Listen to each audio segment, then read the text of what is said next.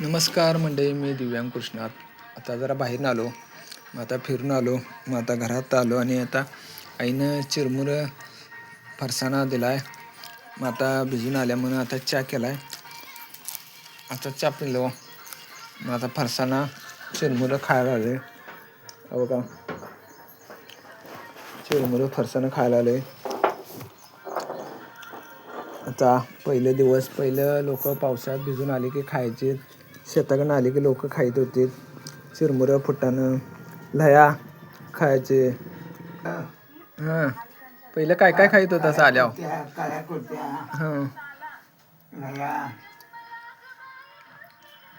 असं पावसातनं रानातनं आता वैरून घेऊन आल्यात आणि आता गूळ खोबरं चिरमुरं फरसाणा खायला आल्यात.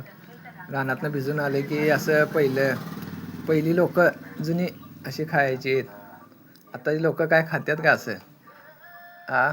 चहा पिला की झालं.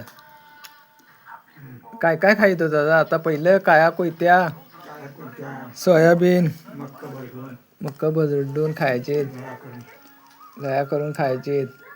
मी बी आता गूळ खोबरं चिरमुरं फरसाणा खायला लावले आता घरात. आता भिजून आल्यावर आताची लोक काय खातात का असं? आता नुसतं चिरमुरं गूळ फुटाणं खायला नको, खोबरं खायला नको, नुसतं फिरायला पाहिजे. बघा तुम्ही काय खाताय का असं सांगा जरा.